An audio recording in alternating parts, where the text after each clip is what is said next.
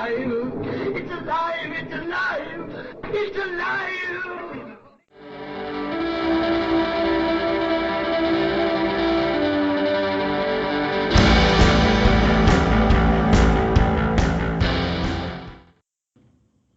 Hello and welcome to Alive After Reading. I'm Tim Niederreiter, and with me today is a guest returning from the mists of time.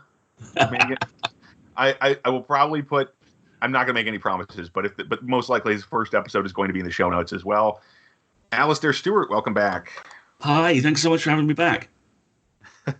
It's great to have you back. You're a fun geek to talk to, if I must say so, and it's of course completely affectionate in the terms of geekery here. Oh, absolutely. We're all mad here. Anyway, so Alasdair, could you tell the audience a little bit about yourself if they're not familiar? Yeah, of course. I'm best known for two things. I co-own the Escape Artist Podcast Network, along with my partner, Marguerite Kenner. We have 4 podcasts, which have been active for over a decade. We've owned the shows for about the last 5 years. We do Escape Pod, which does weekly science fiction stories. Pseudopod, which I host, that does weekly horror. Podcastle, that does weekly fantasy, and Cast of Wonders, that does weekly YA. We have about 2,500 episodes now across the 4 shows in the back catalogue, and that's kind of my primary focus. In and amongst all that, I am at times a tabletop RPG designer, and I'm also a genre non-fiction analyst. I like analyst slightly more than critic because I tend to kind of break stuff down and talk about why it's built like it's built slightly more than whether or not anything is good. The place I do that most commonly is in my newsletter, which is called The Full Lid, and that releases every Friday at 5 p.m. And the thinking behind that is really very simple. Most people will be finishing work around then and would quite like something in their inbox, which isn't a bill or a marketing circular. So I write 2,000-3,000 words a week, and it's just stuff I've seen or read or played, or in some cases cooked, that was fun, some signal boosting for other people's projects, that kind of thing. And I think we're officially heading toward the end of the third year of The Full Lid now. So that's kind of my primary focus right now. Oh, that's beautiful. I've lost track of time because I had no idea The Full Lid had been going on that long. Me neither. I thought for sure this was like year 2 or 1, actually. I was like, okay, or like we just rolled over and then you started in 2019, but I guess I'm just that ignorant. Or of time, that is. I too am ignorant of the passage of linear time. It still feels like I did like the first one 3 weeks ago. Well, that's a good place to be for any project, though. Honestly, it is. Yeah, I'm not getting bored of it. That's what's saying to me. Absolutely. I mean, 2,000 words a week. I mean, I should be doing something like that for my newsletter. I mean, because honestly, I don't want to go off on that whole tangent about newsletter engagement, but I need to be better to my people. You know. The people who sign up need to hear from me more often, or they're just going to slip away. So it's a really tough one and honestly, it's the other reason why I build it like I build it, because it gives some structure to my week. And I mean, I'm constantly terrified that I go far too long. And one of the things which I'm tweaking at the moment is length and pacing and what goes in and what's irregular and what isn't. But I mean, it's the fantastic thing about an authorial newsletter. It's the toy box that it's literally Lego. You can always build something new out of it. And I'm doing a little bit of that in the moment.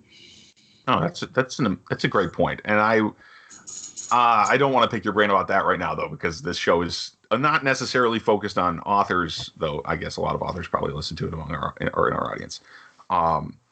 So as far as your other projects, what you got going on right now, you've been writing for RPGs, is that what you said? Sorry. Yeah, a couple of months back, my first creator-owned RPG came out. It's a game called After the War, published by Genesis of Legend and co-created with their kind of chief operating officer, Jason Peter.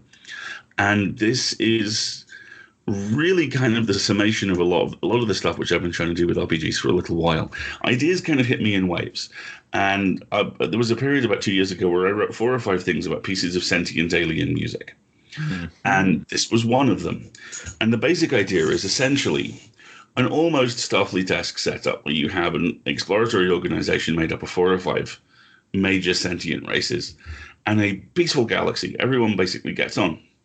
And then at the edge of settled space, a survey vessel encounters what's called the song, which is this sentient piece of alien music. And the song exists to do two things: to be heard and to propagate. And in the space of a very short period of time, it sweeps across every world we know and every species. And everyone becomes part of it's what's called the chorister fleet, where your one job is to endlessly sing and repeat this song, and anyone who hears it becomes part of it. And there is a desperate last stand fought above a world called Polvo, which is the Spanish word for dirt. And it works. It stops the song in its tracks. It frees some of the chorister fleet, who instantly become cognizant of what they've been doing. And the survivors essentially hunker down on the nearest planet, Polvo, and try and rebuild themselves in this very fractious, very broken society, which is essentially a galaxy-wide humanitarian crisis and also a frontier. So there are kind of elements of Brave Star to it. There's elements of there's a very important element of community building to it, which is one of the many fascinating mechanics that Jason brought to the table. And it's essentially, the way we describe it is a post-apocalyptic game of mimetic horror and hope. It's the world has ended, you haven't, now what? Nice. Also, I like that that's like a full galactic civilization apocalypse. That's awesome. Oh yeah. I've had that on my mind for a while too, but I've never had one. That's just very elegant, right? Like you turn this into like the zombie type effect, but it's in space. It's awesome. And like I say, that came out a few months ago. We've got very good word. Pick up on it has been a little slow because it's a nice big chunky game, and it's a game that's come in from folks who aren't normally fully known for this kind of thing. But the people that we're getting for it are very enthusiastic about it, and I have a couple of ideas about how to raise its profile a little bit, which I'll be getting to later on this year. Nice. I might have to check that one out myself. In fact, that sounds fascinating, and also I'm very into the social mechanics type stuff now, of like build a base for your character kind of stuff. And I don't mean like a physical base necessarily, but you get the idea. It's more like build out an influence, a sphere of influence kind of stuff.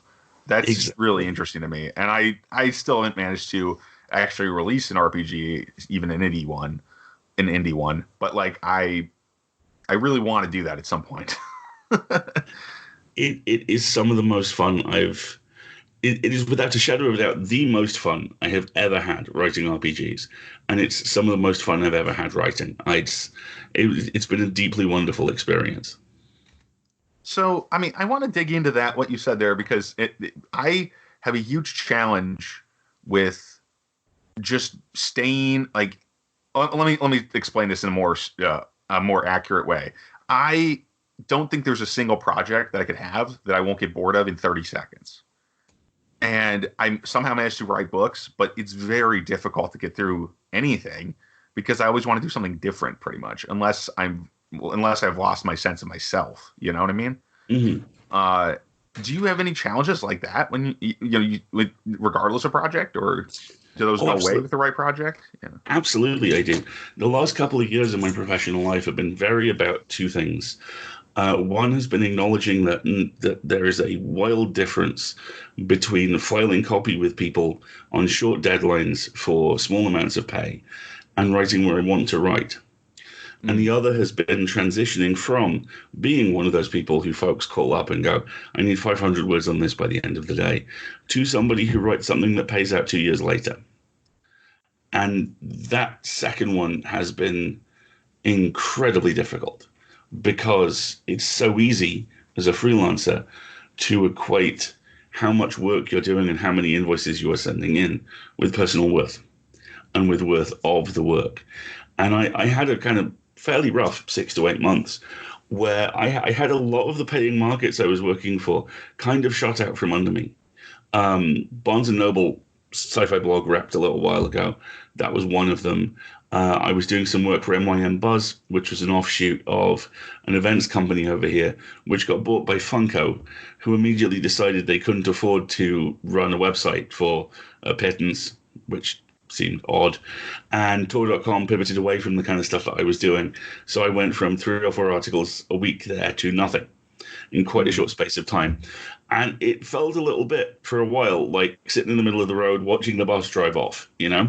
Yeah. And I ended up using it as an opportunity because this was the exact point where I needed to step across the long form work. And at the exact point I needed to do that, a lot of the short form work went away. It wasn't a pleasant 6 months, but it was a useful 6 months, and I have built on it. Yeah, that makes sense to me. I mean, like it's a trial by fire kind of thing. You got to do it, and so you do it. Exactly. It was a little bit cold turkey in spots, but I got there. Okay. Because I mean, I'm now pretty much just a full-time author, various projects that I do for other people and myself. But it's so tough to stay focused on my own work when I'm working, when I don't have somebody else, some ghostwriting to do or whatever. Oh, of course. Because I have no idea. I mean, and actually, I shouldn't say it's always like that, but I feel like doing a sequel is the challenging part. And as an independent author, sequels are where it's at. Of course. And that I don't know. It doesn't have to be about me. I'm sorry. This is my show, but I shouldn't make it all about that. No, it's you're absolutely right. The kind of the continuity of personal projects is something which is really difficult. And it's actually really helped me having After the War be on this continual development cycle for the last couple of years, because when there's been nothing else going on, I've been able to look at that, and it's kind of scratched the short-term itch at the same time as going, but this is something I'm building for me, so this will pay off in the long run. So I've kind of had to retrain my brain a little bit. No, that's a good point. And it sounds like it's worked out well. That sounds like an amazing RPG, and I definitely have to check that out. So I guess I've got. Are you still? Do you do any editing for Escape Pod? Is that part of what you do for the podcasts? No, I am completely edit free. I'm basically an anchorman at this point. Okay. Which is brilliant. I'm kind of halfway between on-screen talent and President Bartlett from The West Wing. You know, I show up and I say things, and then periodically I'll show up at meetings and go, "Hello, don't bother getting up, Alasdair, we're 4,000 miles away on Skype." Yeah, I know. Just like the way. What Margaret, basically, the way things break down, this was perfectly described in a staff meeting a couple of months back. Marguerite speaks very fluent committee. So she's incredibly good at the organizational side of things, because her day job is she's an IP lawyer. So she knows how to wrangle people and how to keep folks moving in the same direction. And I'm very good at instinctive kind of navigation. I'm the person who tends to go, should we go over there? It kind of feels like we should go over there. And then we work out if we should, and then we go. And the last year or so has really helped, actually, because for a long time, it wasn't so much heavy as the head that wears the crown. It was more fairly certain that the head doesn't fit the crown at all. I didn't feel like a boss. I didn't feel like someone who ran a company, because I'm painfully aware that there's an awful lot of stuff I just don't know how it works. I mean, if you hand me the accounts for the company, then no one's getting paid quickly. Everyone will get paid eventually. Some of them may even be paid the right amount, but no one's getting paid quickly. Likewise, editing stories or wrangling slush. This is stuff I've either never done or done a little bit. And for a long time, part of my brain would go, no, you have to understand every job. And now I've finally come to terms with the fact that I don't. I'm actually tremendously lucky in that I have staff who are incredibly good at what they do and will do the bits I'm very bad at, so I don't have to. And that's one of the big reasons why we're still here. And I'm so grateful to them for that. No, that's yeah. I mean, that's a good setup. I obviously, as a company of one, I have no employees except for me. But so I don't fully understand that, because I do all my own art pretty much, except for the stuff I hire a little bit out, but I do all the actual design on the covers and stuff. I make the ebooks, I do all the writing. So it's kind of the opposite situation, but my work is much smaller. Obviously, I don't have 4 podcasts where I do have stories going out all the time. But it is interesting to me that you just to learn to let go of that. Let go of that level of micromanagement, I guess, and just accept that you're never going to have that. Yeah, it's often very peaceful, and then sometimes it isn't, because the stuff which I tend to get involved in tends to be big decisions, and a lot of the time it's the decisions where I go, okay, this is going to suck for a couple of years, but then it will stop. Let's do that, Ooh, yeah, that's like the military style decision making. Like we got to go through this. You can't I just there may be casualties, not literally, but you know what I mean. There's gonna be I difficulty. I may have muttered sometimes you just have to roll a hard 8 a couple of times in meetings, because secretly everything is Battlestar Galactica. But it's the advantage to being the size we are is that we're quite hard to kill. And it means that the situations do arise where we can take a hit and know that it will cause us some low-level damage for a while, but it will eventually stop. And I mean, I can give you a perfect example. Late September last year, the SFWA raised their qualifying rates from 6 cents a word to 8 cents a word. And that was a very good call. Arguably, it was a call that was years late, even then. But it was a call that had a direct impact on every fiction market there is, because suddenly, those 2 cents, if you're publishing weekly, like we are, mount up. And that's why you saw that slew of crowdfunders for all the active markets as they start to try and power up and get the money in that they needed. We were faced with a choice. We could either have stayed at 6 cents a word and lost our SFWA qualifying status for all 2 years, or modified how we approached the budgets, stepped up to 8 cents a word, and made our peace with the fact that we would have to run some public domain stuff or maybe slightly more reprints until such time as donations reached that level. And we went for option 2. And it took about 18 months. But we're now there. So we're now paying 8 cents a word without having to compromise elsewhere. And that was a tough decision, but it turned out to be absolutely the right one, because we were able to, I don't want to use the term stay competitive because that implies we compete with the other markets out there, and there's like 6 of us. We don't compete. We have breakfast together fairly regularly. But it kept us where we needed to be, and it gave us time to build the resources in the back end. And that has left us in this genuinely great position we're now in, where the only goal we have left from our initial plan was to pay slush wranglers. And that, based on math, is going to take about another year, which is even better because by that point, the stuff which we want to do after that will be locked in. So to go back to my overarching point, the things I tend to get involved in are quite big, but I'm really making my peace with the fact that they unfold across large periods of time too. And that's immensely satisfying when something finally comes into land. Yeah, no, it sounds like like the traditional approach to writing a novel. Really, it's similar to what you were saying also about the RPG. Is you make, except of course you're not working on it the whole time. It's more like I hit the button, other people are doing the work, and eventually it comes out on the other side, and we see that it blossoms. You know, the loading bar finishes, and the program's downloaded. Exactly. Yeah, it sounds that's yeah, and I guess I can also see that's to use that metaphor of the loading bar. It's also, or the download. It's tempting, downloading the game. Like, let's see how much time left is on that game, and that's not helpful. It's useless. In fact, you're wasting time by looking at that.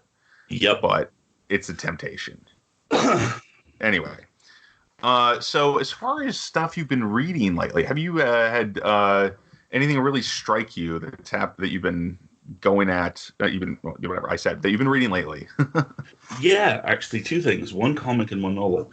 Let me just pull up the credits for the comic real quick, because it's got quite a lot of creators on it, and I want to make sure I talk about all of them because they're really good. The novel is Devolution, which is the new novel coming out from Max Brooks of World War Z. And it's fantastic. It's set in a kind of experimental, ecologically sustainable township on the slopes of Mount Rainier. And the idea is that this place is designed to be completely self-sustainable. It's a perfect getaway. Everyone kind of electronically commutes in. It's got a 0 carbon footprint, whole 9 yards. The one problem with all of this is that about 6 months into everyone moving in, Mount Rainier explodes. And it doesn't erupt, it explodes, basically, and dumps tons of ash all over Seattle, creating the largest humanitarian disaster since Hurricane Katrina. All of the emergency services focus is inevitably on rescuing people from Seattle. So other towns, other places get left behind, they get forgotten. And by the time people circle back around to Green Loop, this town, they find it's been burnt to the ground. And there is a diary present there. And the book is a combination of interviews with rangers and first responders and extracts from the book, telling the story of how the other thing that the eruption caused is it routed a tribe of Sasquatch through Green Loop who went to war with the town. Oh, no. And it is superb. It's really intense. It's got that thing which Brooks stuff always has, where you can tell there's acres of research underneath every single element of it. And it never loses sight of the fact it's also just a little bit goofy. I mean, this is a tribe of 8-foot-tall chimps versus humans, and it doesn't pull any punches. So I'm really enjoying that. The comic is the new James Bond series, actually, which in its first issue does something so charming, it got me completely on board. It's written by Vita Ayala and Danny Law, and the art is by Eric Gapster. And the idea is really simple. The plot involves art forgery, which is something Bond knows absolutely nothing about.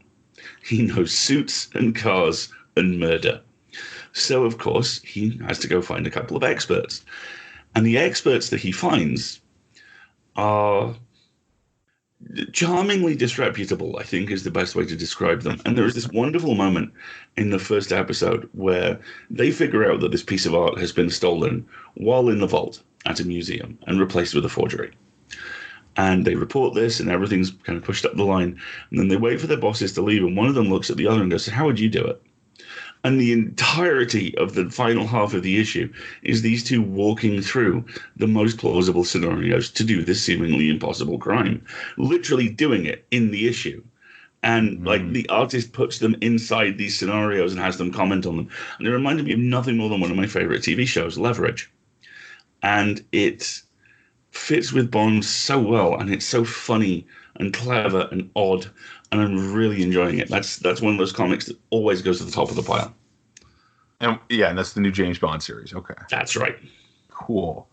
So as for me, I've been listening to the beginning of Cryptonomicon again. I love the opening of Cryptonomicon by Neil Stephenson. Oh yeah, but I've never finished the book. So I have the audiobook, and I'm like, this time I'm going to do it. This time for sure. I made it for a little further into the book than I've been before, but it's extremely dense, obviously. Neil Stephenson's a difficult writer for me personally. And I figured out a kind of why. I mean, I like his style. He's really fun, but I lose track of things because he's got this enormous, circular pattern kind of thing going on with the book. And also, every piece of concreteness is backed by abstraction. It's very it's fascinating to me as an author. It seems like anyway, okay, we're going to describe this rooftop, but we're going to describe it in terms of rooftops from other places that we're not going to explore directly. That's the kind of thing I mean. And it's really interesting. It's very effective for making a fun kind of playful tone to the book. And the narrator certainly helps too. But what were you going to say? I was just going to say that playful tone is the thing I love about Stevenson, and it's how he gets away with these endless digressions, because they always come with such incredible enthusiasm. He's always like, "Look, I know, but look at this as well." Yeah.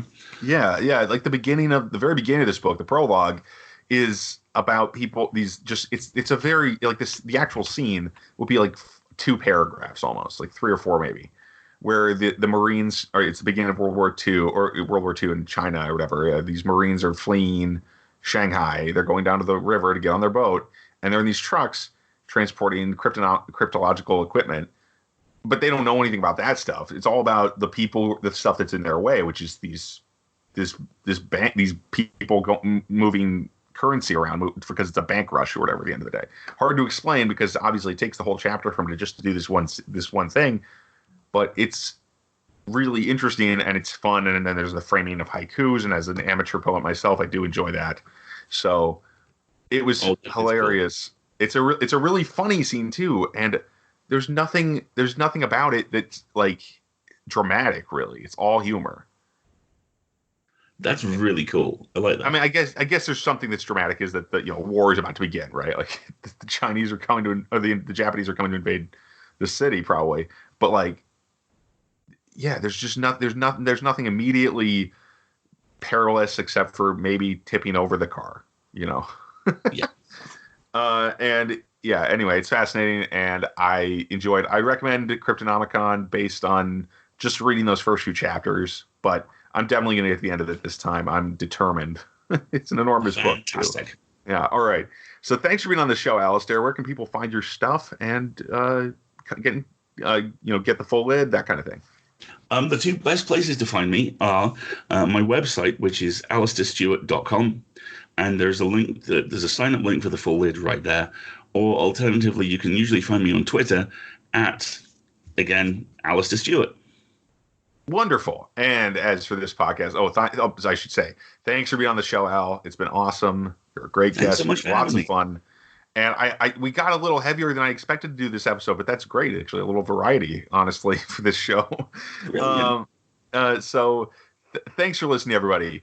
As for this show, you can find us at mentalcellarpublications.com and soon timneedawriter.com. I now have that domain name, so that's my name pronounced phonetically out of other words. Need a writer .com. That'll be the new site, but when I might get around to actually making a new site there. So thanks for listening, everybody, and have a good week.